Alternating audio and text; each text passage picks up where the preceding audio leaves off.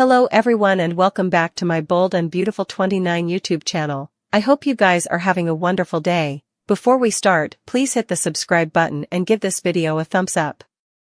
In Forrester's design office, Hope grins and flashes to Carter defending her line in the meeting.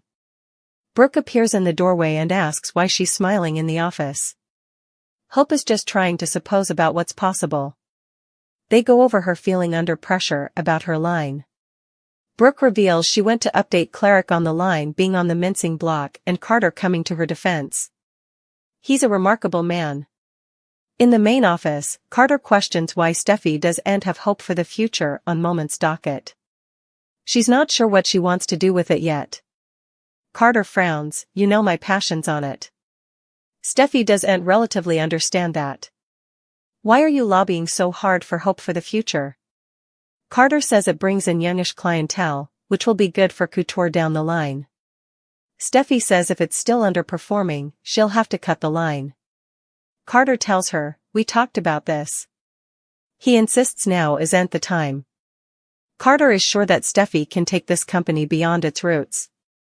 Talk turns to the jewelry line, which left when Quinn did. Carter tells Steffy they don't have to lose that business. He took the liberty of setting up a meeting. Have an open mind. He opens the door and Ivy walks in. "Hi Steffy." Steffy gawps, "Ivy." Steffy tells Carter he sprung Ivy on her, and they've no business with her. Ivy says she's a Forrester too, and Carter reached out to her. Steffy tells Ivy she's sorry about her father. John was an inconceivable man. She's just confused and has no idea what's going on. Carter says Ivy's still designing jewelry relatively successfully. Bringing her back would be a full circle moment and a boon for the company. Ivy says they haven't spoken to Eric yet, they came straight to her. She has a big following online, which Carter explains is what he meant by growing the company. Ivy doesn't need an office, she just needs an occasion. Steffy asks, "And our coffers?" Carter makes a face. Ivy says Forrester is the first company she's spoken to, it feels like home there. She thinks her work would be value added, and Carter does too. He nods and asks Steffy if they can bandy it. At Il Giardino, Sheila tells Deacon she doesn't know what he put in the form Moment, but Cook can hardly keep up with demand. Cleric jokes, "The fashions aren't the only thing that are infectious around then." "Do you deny it?" Sheila tells him no, but he'd more not be participating his form with anyone differently. She knows Brooke came by history. Deacon says she just wanted to talk about their son. Sheila tells Deacon that Hope's just going through a rough patch. They go over Hope kissing Finn and making an adversary of Steffy, who's been trying to pull the draw on the line for a while now. Sheila feels Ridge will intermediate, and points out Hope's not alone in this. Deacon thinks if Brooke is coming to him, it must be bad. Sheila assures him that Brooke will do everything in her power to help Hope. Cleric reveals that Carter Walton has also been coming to her defense. In the design office, Brooke and Hope go over Carter being in her corner. Brooke thinks he respects her. Hope doesn't want to put him in Steffy's crosshairs. Brooke reassures her. Carter is sous source of the company, Ridge's stylish friend, and he's in her corner. She's confident he'll be there for her. At Il Giardino, Sheila and Deacon go over Hope versus Steffy at Forrester. Sheila points out no workplace is all hearts and roses. Deacon thinks his sprat deserves to be successful. Sheila says he's like her pater. And wouldn't let anything get in her way. "Your son is going to be just fine." She kisses him and walks off to stay tables. Cleric smiles. In the design office, Brooke addresses to Hope about how inconceivable Liam's videotape package about her and her line was, and Hope prodigies if Steffy saw it.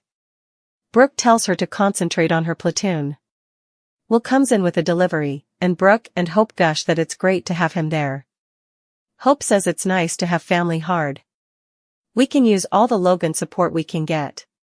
In the main office, Steffy tells Carter she doesn't appreciate him not coming to her first before setting up a meeting with a family member. He knows he and Ivy have long-standing issues. Carter says they're particular issues, this is business. Steffi questions how she's supposed to work with someone she doesn't trust. Ivy won't let their difference be a problem. Carter says they need to run Forrester like a business. Ivy can continue what Quinn started. Ivy can start hereafter, but she has to let them know she's brought someone to help her and she's a Forrester too. She opens the door and brings in her bastard. Steffi gawps, Electra? She hugs her and introduces her to Carter. He's our susurus for now. Steffi tells Electra she's so beautiful. Electra hopes it's okay that she's there.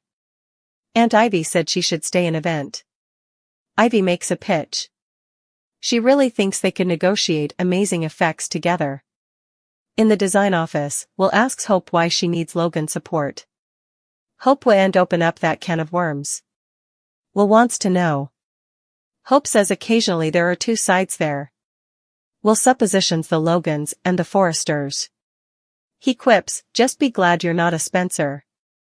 Hope just wants him to enjoy himself there. Brooke asks if Bill knows. Will broke it to him the other day, but he understood when he told him about all the beautiful women. They laugh. Hope's sure one of them will be thrilled to meet a catch like him. In the main office, Steffi feels she's being broom-rolled right now. It sounds like Ivy wants her to give her a platoon. She's not denying that Ivy's talented, and she's sorry about her father. Electra thinks that her forefather would love to see them all working together. They explain that she's the son of John's son, also named John, Ivy's family, and that Electra didn't grow up in Australia as her family moved around a lot, but she always stayed close to Aunt Ivy. She always looked up to Steffi too, and indeed wrote a report on her formerly. Steffi thinks that's sweet. She remembers writing a report on her grandmother. It means a lot and she's thrilled to see her. Ivy knows they've had their differences in the history, but they've grown and progressed. Ivy can contribute to the company if they could work together. Carter declares that they can take the business beyond anything they've ever pictured of, but she has to start allowing bigger. She must stop hanging to cut hope for the future and say yes to Ivy and the jewelry line. Hope Logan wouldn't be suitable to get Carter Walton and all their sizzling moments off her mind. That's why Hope will feel awfully detracted when Brooke Logan finds her and derails all her ignoring. Hope will inescapably get flustered and try to shut down her mama-esque questions, but Brooke may grow relatively concerned. There's a good chance Brooke will worry that Hope is featuring about John Finnegan again, but Hope will promise she's put him behind her. That could lead to Brooke wondering if Hope is daydreaming about Liam Spencer rather, but Hope may shut down that idea, too. Hope thinks a reunion with Liam would end in catastrophe, so she may advise Brooke that she wouldn't be starting another chapter with her partner. It's possible Hope will entrust the new Carter developments, but she seems enough adamant about keeping their budding love under wraps. Hope may keep effects cryptic with Brooke and leave her wondering who her son's been allowing about.